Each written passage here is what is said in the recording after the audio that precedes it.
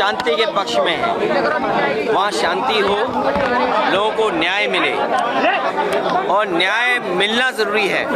ये पूरा का पूरा प्रशासन और सरकार का कराया हुआ झगड़ा है। अन्याय अगर किसी ने किया है तो सरकार और प्रशासन ने मिलकर किया है। वहाँ के लोगों का न्याय मिले, शांति हो, और शांति बीजेपी कभी पसंद नहीं कर सकती। जब एक एक्ट है, प्लेसेस ऑफ वर्शिप एक्ट है जब, तो आप क्यों इस तरह की बात कर रहे हैं, क्यों इस तरह का काम जानबूझ के कर रहे हैं? समाजवादी पार्टी का डेलीगेशन संभल जाना था। हम सब लोग शांति के पक्ष में हैं, वहाँ शांति हो, लोगों को न्याय मिले और न्याय मिलना ज़रूरी है। लोग और जो प्रशासन बातें समय समय पे कह रहा है वो सरकार के इशारे पे कह रहा है। जिसने इतना प्रतिबंध लगाया, ये प्रतिबंध और इतनी तैयारी फोर्स की अगर पहले होती तो इतनी बड़ी घटना नहीं होती। लोगों को न्याय का भरोसा दिलाना इस सरकार की जिम्मेदारी है। न्याय और लोगों को न्याय मिलेगा, इसके लिए प्रशासन और सरकार की जिम्मेदारी बड़ी बनती है। लेकिन जो कुछ संभल में हुआ है, पहले दिन जब सर्वे हुआ किसी को आपत्ति नहीं थी, सभी लोगों ने मिलकर के सर्वे कराया। आखिरकार दोबारा सर्वे क्यों करने का मन बनाया प्रशासन ने, दोबारा बनाया। और जब जा रहा था सर्वे की टीम में तो बीजेपी के कार्यकर्ता क्यों गए? ये पूरा का पूरा प्रशासन और सरकार का कराया हुआ झगड़ा है। अन्याय अगर किसी ने किया तो सरकार और प्रशासन ने मिलकर किया है।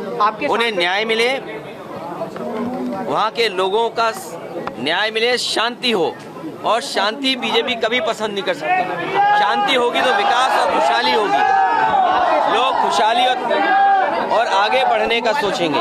लेकिन बीजेपी जानबूझ करके कह रहे हैं डेलीगेशन नहीं जाने दिया। और कब तक अंतर्गतवा डेलीगेशन या लोगों को मिलने तो आप देंगे ना? कब तक आप ये भी कोशिश करते हो कि पूरे संभल में टीन लगा दो? याद कीजिए, लखनऊ में टीन लगाई थी, क्या संभल में भी टीन लगा देंगे? हर जगह ये प्रशासन जानबूझ करके ध्यान हटाना चाहता है। जिस तरीके से उन्होंने चुनाव में बेईमानी की, आप में से जितने लोग हैं, हम और आप किसी दबाव में कुछ कह सकते हैं, लेकिन जो आपके मोबाइल ने वीडियोस बनाए हैं, आपके कैमरे में जो बातें दर्ज हो गई हैं या कैमरे ने जो रिकॉर्ड की हैं, वो तो नहीं झूठ बोलेंगे ना। किस तरीके से बेईमानी की, पूरा का पूरा बोर्ड लूट लिया, लोगों को वोट नहीं डालने दिया। यही तो बात हम लोग कहते आए हैं कि बीजेपी की सरकार संविधान से नहीं चलना चाहती है, अपने मन विधान से चल रही है। और जब एक एक्ट है, प्लेसेस ऑफ वर्शिप एक्ट है जब, तो आप क्यों इस तरह की बात कर रहे हैं, क्यों इस तरह का काम जानबूझ के कर रहे हैं? आपकी जो मुख्य पार्टी है, मुख्य विचारधारा है, उसके लोग भी यही कहते हैं कि ये जरूरी नहीं कि हर जगह आप खो दें। अखिलेश जी, संभल के उपद्रवियों को शहीद बताया जा रहा है, क्या कहेंगे आप? देखिए, जो ये भाषा किसकी है, इस भाषा का कोई स्वीकार नहीं करेगा लोकतंत्र में। ये पूरा सब कुछ कराया हुआ प्रशासन का है। कमिश्नर ये कह रहे हैं कि 10 तारीख के बाद भी आ सकती है समाजवादी पार्टी का डेलीगेशन। 11 तारीख को बुला लें कमिश्नर साहब। तो इसका मतलब अगर आप कमिश्नर ही सरकार चला रहे हैं, इसका मतलब तो 11 तारीख को बुला लें।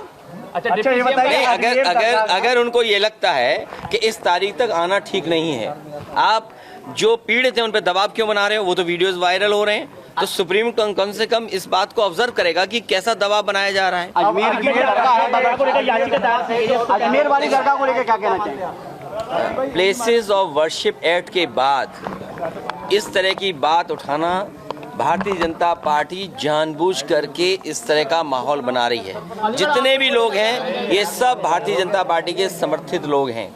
इस देश में शांति होगी तभी विकास होगा, तभी खुशहाली आएगी, तभी लोगों का जीवन बदलेगा। और बीजेपी कभी भी शांति नहीं चाहती। केशव प्रसाद मौर्य ने कहा है कि समाजवादी पार्टी दंगा कराना चाहती है और खींच बटा रही है हार का उपचुनाव की। समाजवादी पार्टी आवाज उठा रही है उनके खिलाफ जो उत्तर प्रदेश को संविधान से नहीं चलने देना चाहते हैं, कानून से नहीं चलने देना चाहते। किसने नहीं देखा कि बूथ लूटा गया? कोई सियासत नहीं है किसी स्टेटस को लेकर के।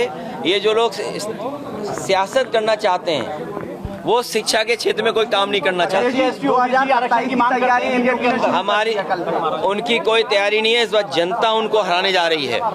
जनता ने तैयारी कर ली है कि जिस तरीके से उन्होंने कुदरी है, वो वोट की लूट जनता कभी लोकतंत्र में स्वीकार नहीं कर सकती है। जो एक विधानसभा बची है उसमें किस तरह के परिणाम लग रहे हैं? उसमें मैं तो कहूंगा अलीगढ़ के पूरे मीडिया के लोग, आपके माध्यम से पूरे देश के मीडिया के लोग और दुनिया के मीडिया के लोग आए कि कितना अच्छा लोकतांत्रिक व्यवस्था यहाँ पर है, कि कितनी आज़ादी के साथ लोगों को वोट डालने का मौका मिलता है। और आप लोग आइए, कम से कम देखिए कि लोकतंत्र हमारा कितना स्वस्थ है। और अयोध्या का चुनाव जरूर देखने आइए। योगी आदित्यनाथ 2027 की बात कर रहे हैं, कह रहे हैं 2027 जीत लेंगे।